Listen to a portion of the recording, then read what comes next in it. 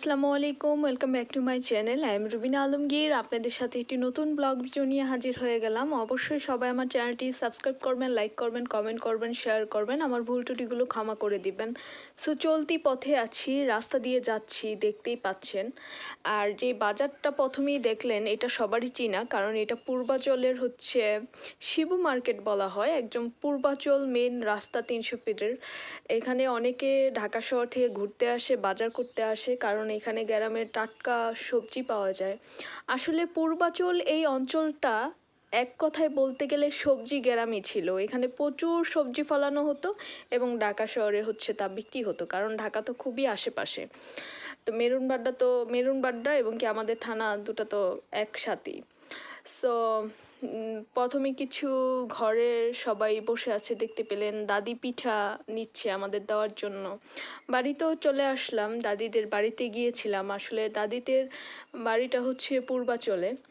So আসার পথে হচ্ছে সয়াবিন তেলের বোতল, তারপর হচ্ছে দাদি ডাল দিয়ে দিছে জোর করা, তারপর হচ্ছে সুপারি আর হচ্ছে পান নেওয়া হয়েছে, এটা হচ্ছে মায়ের জন্য। তো দাদিদের বাড়িতে আসলে কেন যাওয়া হয়েছে, যাওয়ার কারণটা হয়েছে হঠাৎ করে ফোন আসছে, দাদার অবস্থা ভালো না, তো এই জন্য যাওয়া। তো দাদি আবার হচ্ছে কাঁঠাল পিঠা বানিয়েছে, গিয়ে দেখি বানানো। তো কাঁঠাল পিঠা দিয়ে দিয়েছে পলির ভিতর করে, দেখতেই পাচ্ছেন। কাঁঠাল পিঠা আমার পছন্দ, খেতে ভাল লাগে। আর দাদি এটা করে, আমার মা করার চেষ্টা করে মাঝে মাঝে। তো কাঁঠাল পিঠাটা দেখতে কত সুন্দর লাগছে এবং কি বড়, একদম একটা প্লেট ভরে যায় কাঁঠাল পিঠা। তো এটা পুরাটা একটা একটা মানুষ খেতে পারে না, এটা হচ্ছে কেটে নিলে বিস্কিটের মতো করে করে খাওয়া হয়। তো আমি কেটে নিলাম এবং কি তারপর সবাই খেয়েছে। আমি ওই যে 2 পিস খেয়েছি, 2 পিসই, আর খাওয়া হয়নি। সো আমাদের ঘরে এখনও কাঁঠাল আছে। গতকালকে আমার ছোটো ভাই একটা অনেক বড় কাঁঠাল নিয়ে আসছে। তো মা ওয়েট করতেছে এটা কখন পাকবে, মানে পাকলে হচ্ছে এটা দিয়ে কাঁঠাল পিঠা বানাবে। সো এই কাঁঠাল পিঠা হচ্ছে দাদি দিয়ে দিল। দাদির ঘরে বিভিন্ন রকমের পিঠা, ঝুড়ি এগুলো থাকে, ঈদেও থাকে, ঈদ ছাড়াও করা হয়। এই কাঁঠালটা হচ্ছে আমাদের পাশের বাড়ির চাচাতো নানা, উনি হচ্ছে মাকে দিছে। এবং কি পরপর 3-4টা কাঁঠাল অলরেডি বাড়িতে আসার পর দেওয়া হয়েছে, দিয়েছে, খাওয়া হয়েছে। তবে এই কাঁঠালটা হচ্ছে এই মুহূর্তে হচ্ছে কাঁচা ছিল, কিন্তু পেকেও গিয়েছে এবং কি কাঁঠালটা খাওয়া হয়ে গেছে। আর কাঁঠালটা মিষ্টি ছিল খুব, খেতে মানে ভালোই লাগছে, খারাপ লাগে নাই। তো কাঁঠাল মানে বাড়িতে আসার পর কাঁঠাল আম এত বেশি খাওয়া হয়েছে, আর ঘরের ভিতর হচ্ছে সবসময় ফলমূল থাকেই আলহামদুলিল্লাহ।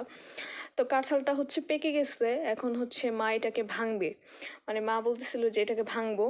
তো এই কাঁঠালটা কিন্তু আবার ওই যে পাশের বাড়ির চাচাতো নানা যে দিয়েছে ওইটা না, এটা হচ্ছে আমার দাদি দিয়ে দিয়েছে। তো আনার 2-1 দিনের মধ্যে এটা পেকে গেছে। তো এটা ভাঙা হয়েছে। এটা হচ্ছে পাশের বাড়ির যেই থেকে যেই কাঁঠালটা দেওয়া হয়েছে, এটা হচ্ছে ওই কাঁঠালটা। তো পিসগুলো ছোট ছোট হলেও ভীষণ মিষ্টি ছিল। আর দাদির বাড়ি থেকে যে কাঁঠালটা দিছিল ওইটা হচ্ছে চালতা কাঁঠাল, মানে পিসগুলো অনেক বড় বড় ছিল এবং কি খুব মিষ্টি ছিল।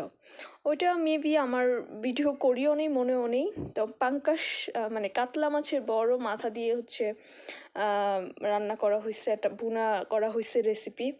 এবং কি শুটকির ভর্তা, মানে এটা হচ্ছে শুটকি মানে তেলে ভাজা হয়েছে, শুটকিটা তেলে ভাজা হয়েছে এই ভর্তাটা। মানে তেলে ভাজলে অন্যরকম একটা টেস্ট লাগে, আর তেলে না ভাজলে ওইটার আবার আলাদা একটা স্বাদ। আর লেবু, শুটকি ভর্তার সাথে গরম বাদের লেবু হলে তো একদম মানে অসাম একটা খাবার হয়, মানে খুবই সুস্বাদু, খুবই ভালো লাগে। বড় কই মাছ, মানে বাটি পুরা ভরে, বাটির ওই পারেও কই মাছ দেখা যাচ্ছে, মানে এত বড়, আলহামদুলিল্লাহ। মানে বড় মাছের মাথা বা বড় মাছ সবসময় আব্বু এবং মা দুজনই বড় মাছ এবং বড় মাছের মাথা কি করবে, ওরা ভাজবে, ভেজে আমাদের 2 ভাই বোনকে দিবে, বলবে ভেজেছি এটা খাও, এটা তরকারি বা বুনা এইভাবে খেতে হবে না, আগে এইভাবে খাও। তারপর যদি আরও 2-3টা থাকে ওগুলা দিয়ে বুনা বা তরকারি করে। তো বড় কই মাছ একদম অনেক বড়, আলহামদুলিল্লাহ খাওয়া হয়েছে, খেয়েছি, আমাদের 2 ভাই বোনকে বেজে দিয়েছে। এক ঝুড়ি ভর্তি ছিল আম, সব খেতে খেতে খেতে খেতে সব শেষ। এবং কি এই আম দুইটা এত বেশি পরিমাণ পেকে গিয়েছিল, গন্ধে পুরা ঘর মোমো করছিল। তো আমি আজকে খেলাম, একটা ছিল এটা আজকে খেলাম, মানে এত বেশি পেকেছে, বেশি পাকার পর আর স্বাদটা ওরকম ছিল না, বাট গন্ধটা অনেক ভালো ছিল। আলু তো প্রত্যেকটা তরকারিতে লাগে, আলু ঘরে লাগবেই। তো আলু নেওয়া এবং কি ডিমটা আমার ঘরে লাগে, কারণ হচ্ছে স্যুপ, নুডলস বা নাস্তার জন্য অন্য অন্য রেসিপি করার জন্য হচ্ছে স্যান্ডউইচ অনেক সময় করা হয়।